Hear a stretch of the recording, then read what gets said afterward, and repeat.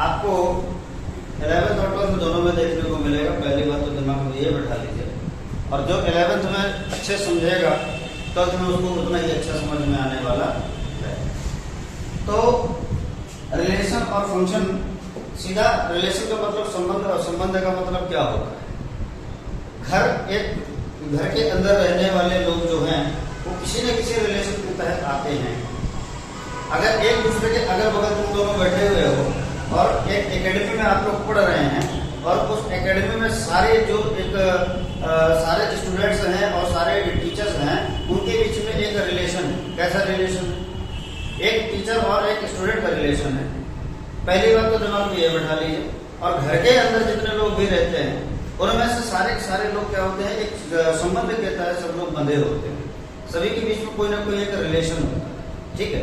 वो माता पिता का रिलेशन हो सकता है, दादी पोते का रिलेशन हो सकता है, दादा पोती का रिलेशन हो सकता है, पति पत्नी का रिलेशन हो सकता है, माँ बाप का रिलेशन हो सकता है, बाप बेटे का रिलेशन हो सकता है, बाप बेटी का रिलेशन हो सकता है, और माता बेटे का रिलेशन हो सकता है, और माता बेटी का रिलेशन हो सकता है, भाई बहन का रिलेशन हो सकता है, भाई भाई का रिलेशन हो सकता है, बहन बहन का रिलेशन हो सकता है। इस प्रकार से लोग क्या कह सकते हैं, यानी कि इस देश दुनिया के अंदर जो भी चीजें हैं वो एक प्रकार से किसमें बंधी हुई हैं, संबंधों में बंधी हुई हैं, यानी कि रिलेशन में बंधी हुई है। और उन रिलेशन जिनके साथ रिलेशन बनता है वो क्या कहलाता है, फंक्शन कहलाता है। एज एग्जाम्पल के तौर पर अगर कह दिया जाए कि हम एक अपने परिवार के एक पार्ट हैं, यानी त्रिपाठी खानदान के हम क्या है, एक पार्ट है, यानी हम एक फंक्शन हो गए,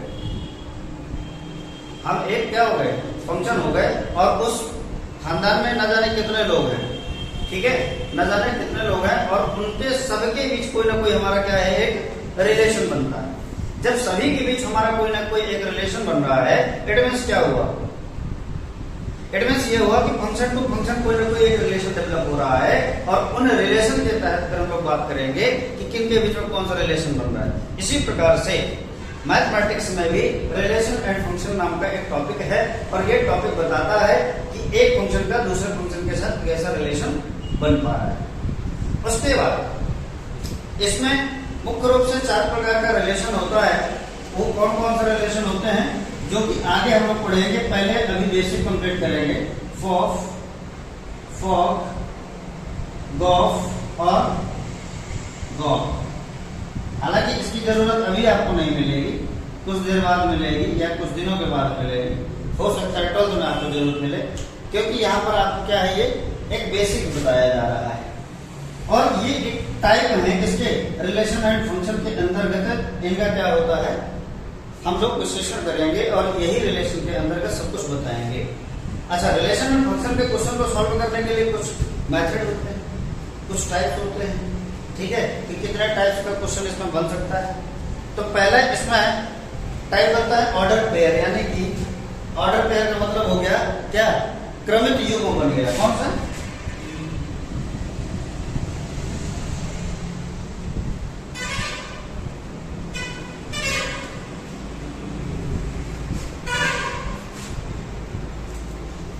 ऑर्डर पेयर। ऑर्डर पेयर का मतलब क्या होता है, ऑर्डर पेयर का मतलब दिए गए जो डाटा होगा आपके पास, उनका पेयर मतलब जोड़ा, ऑर्डर मतलब दिया गया जोड़ा ही क्या कहलाएगा, ऑर्डर पेयर यानी क्रमित युग्म कहलाएगा। क्रमित युग्म से इन द सेंस क्या होगा, कुछ एग्जांपल के साथ हम लोग समझने की कोशिश करेंगे। यानी जब भी क्रमित युग्म की बात करेगा तो हम लोग जब कोऑर्डिनेट की बात पढ़ते हैं तो ऐसे पढ़ते थे कि इसमें जैसे ये x हो गया और ये y हो गया, यहाँ पर कोई एक पॉइंट लिया गया, ये x और y है, यहाँ पर कोई एक पॉइंट लिया गया, ये x और y है, और कह दिया गया कि ये जो x और y है ये सीधे इक्वल है किसके, 3, 4 के। अगर इसमें कह दिया जाए कि x और y का वैल्यू फाइंड करिए, तो x और y का वैल्यू फाइंड करते समय विशेष ध्यान देने की जरूरत है। क्रमित युग्म का स्टेटमेंट होता है कि x का x के साथ इक्वल होगा और y y के साथ इक्वल होगा। बात समझ में आ गया, यानी कि इसमें कुछ एग्जांपल्स बनेंगे, और वो एग्जांपल कैसे बनेंगे वो एग्जांपल के थ्रू हम इसको देख लेते हैं कि आखिरकार इनमें क्वेश्चन कैसे कैसे बन करके बाहर आते हैं। मान लीजिए आपके पास एक क्वेश्चन दिया गया है x, y is equal to -1, 5, then find the value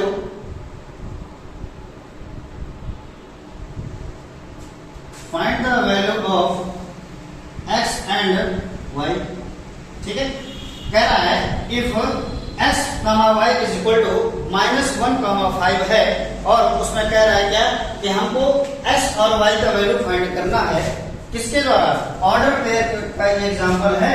ये किसका एग्जांपल है, ऑर्डर पेयर का एग्जांपल है। तो हमने तुरंत बताया था क्या कि x, y जो भी है जिसके इक्वल है तो ये सीधे पेयर के साथ पेयर का क्या हो जाएगा, रिलेशन बनेगा और ये सीधे इक्वल हो जाएगा। यहाँ पर इट मींस क्या हो गया, यहाँ से डायरेक्ट वैल्यू जो निकल के आएगी वो x इज इक्वल टू -1 और y इज इक्वल टू 5 निकल के आएगी और यही हो जाएगा आपका आंसर।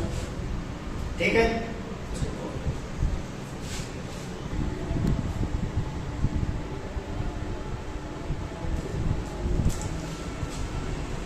क्वेश्चन है कि if order pair is 2x minus 1 comma 5 and x comma y plus 1 are equal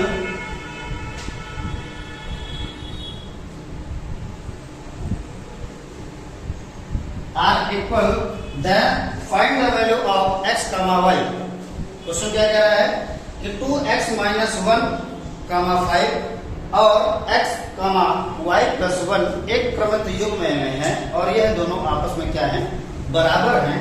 तब कह रहा है कि x कमा y की वैल्यू निकालिए या x और y दोनों की सेपरेट वैल्यू फाइंड करना है कि आखिरकार इनका वैल्यू कितना होगा।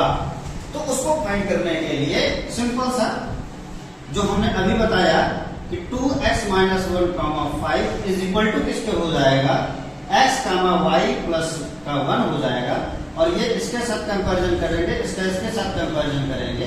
क्यों, ऑर्डर पेयर का रूल देता है कि x x के इक्वल होगा और y y के इक्वल होगा। बात समझ में आई या नहीं है?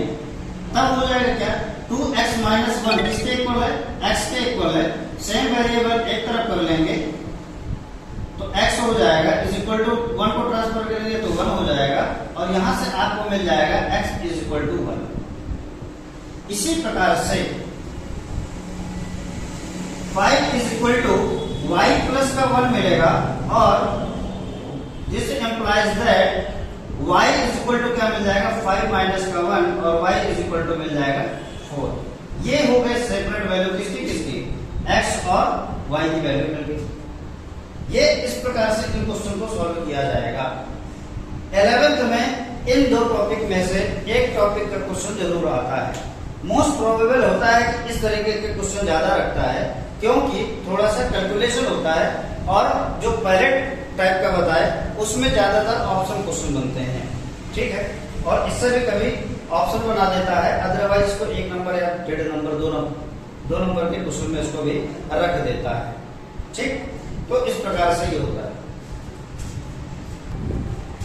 तो हम लोगों का नेक्स्ट क्वेश्चन है और ये क्वेश्चन कह रहा है कि एक order pair x plus 1 comma y minus 2 and 0,1 के क्या है, ये इक्वल है। यानी एक ऑर्डर पेयर हमारे पास दिया गया है जो कि कह रहा है कि ये ऑर्डर पेयर इस ऑर्डर पेयर के क्या है, इक्वल है। तब क्या करें, x एंड y को क्या करना है, वैल्यू फाइंड करना है। अब वो कैसे फाइंड करेंगे, वही पुराना तरीका। क्या कह रहा है, x plus 1 comma y minus 2 is equal to 0,1। This implies सीधे इसके साथ कंपैरिजन यानी कि इक्वल हो जाएंगे आपस में। x की वैल्यू मिल जाएगी -1, इसी तरीके से y minus 2 is equal to 1 मिल जाएगा और y इज इक्वल टू मिल जाएगा 3। आंसर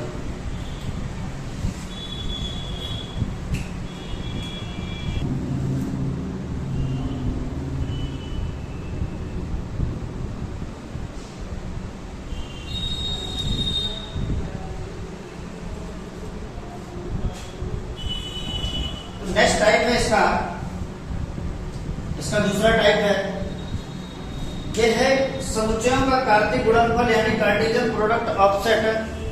अब कार्तीय दे दिया, कार्तीय का मतलब क्या हो, सेट आपने कार्टेशियन देख लिया, अगर आपको सेट का देखना है प्रोडक्ट कैसे करना है। ठीक है, हमारे पास स्पेशली सेट रखा होगा और ये देख रहा होगा कि इसको प्रोडक्ट कैसे करना है, यानी इसका गुणनफल कैसे करना है।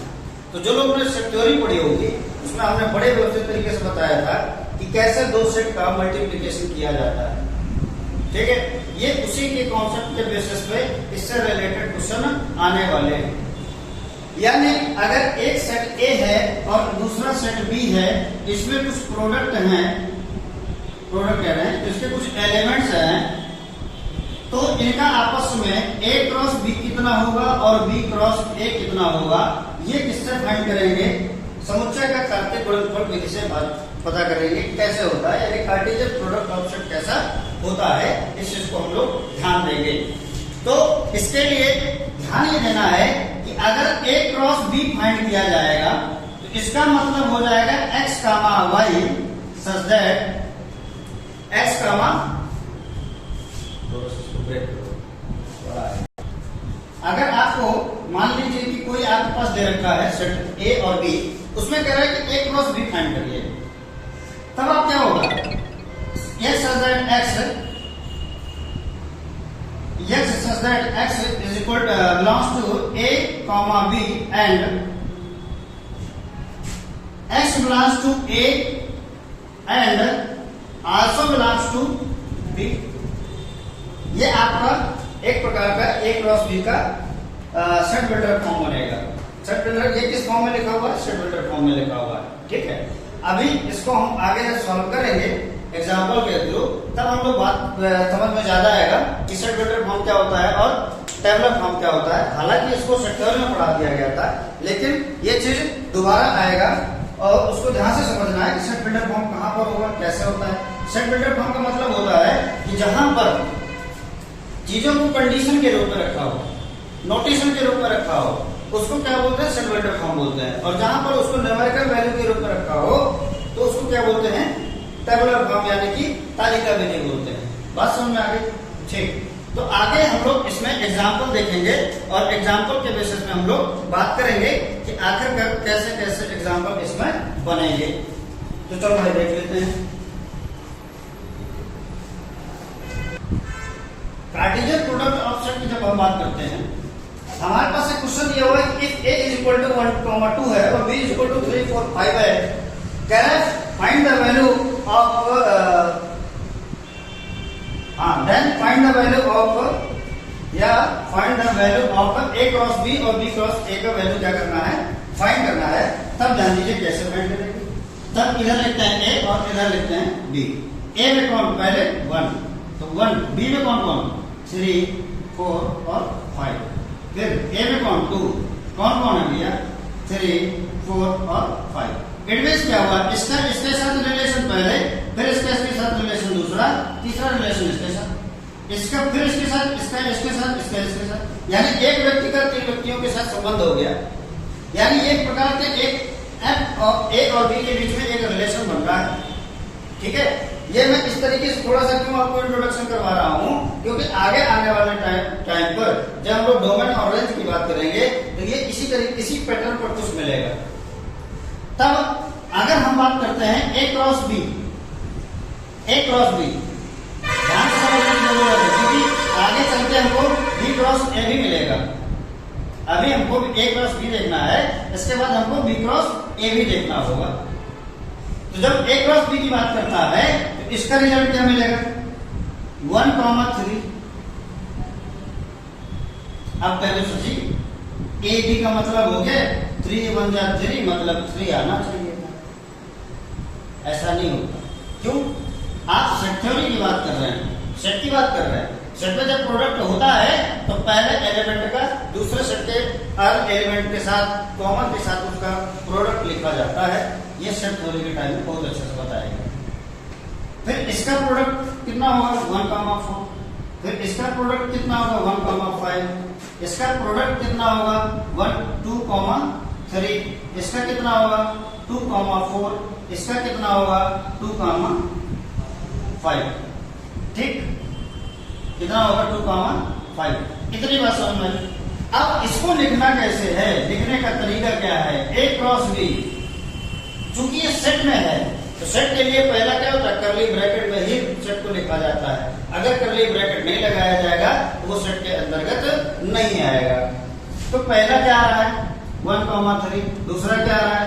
1, 4। तीसरा क्या आ रहा है? 1, 5। ठीक, फिर 2, 3 और 2, 4 और 2, 5 कर्ली ब्रैकेट क्लोज। ये आपके पास जो मिल रहा है ये आपको A क्रॉस B मिल रहा है और यही आपका इसका आंसर हो गया। ठीक, इसको नोट डाउन कर लें। जब हमको बोलेगा सेकंड नंबर में कह रहा है B क्रॉस A हमको फाइंड करना है, समझने की कोशिश करिए।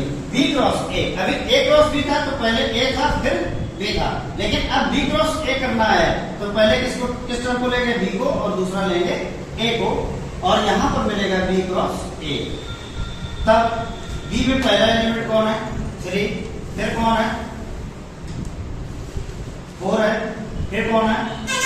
5 है, और 1 में कौन कौन है? 1 और 2, 1 और 2, 1 और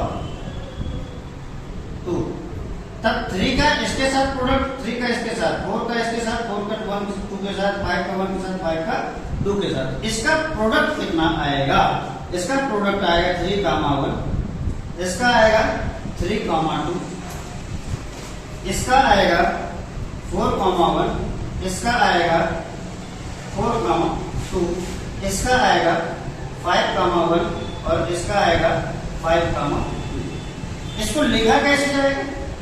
B cross A is equal to curly bracket, इधर मिलेगा 3, 1 और मिलेगा 3, 2, फिर मिलेगा 4, 1 और 4, 2, फिर मिलेगा 5, 1 और फिर मिलेगा 5, 2।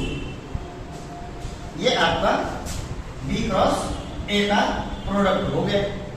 इसमें एक बड़ा इंटरेस्टेड क्वेश्चन बनता है, आपको मैं थोड़ा सा, हालांकि इस टॉपिक का नहीं है लेकिन मैं आपको बता देता हूं। ये सेक्टर में पूछा जाता है कि अगर A क्रॉस B और B क्रॉस A कह दिया जाए कि क्या ये A क्रॉस B और B क्रॉस A का प्रोडक्ट जो आ रहा है वो क्या इक्वल है?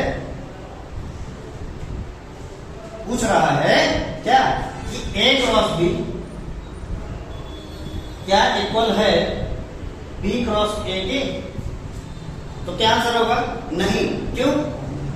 इक्वल होने के लिए, किन्हीं दो सेट को इक्वल होने के लिए, किन्हीं दो सेटों के प्रोडक्ट को इक्वल होने के लिए उनके ऑल एलिमेंट्स आर सेम। सारे एलिमेंट क्या होना चाहिए? सेम होना चाहिए। यहाँ पर 1 3 है, यहाँ पर 3 1 है, प्रोडक्ट सेम हो ही नहीं रहा।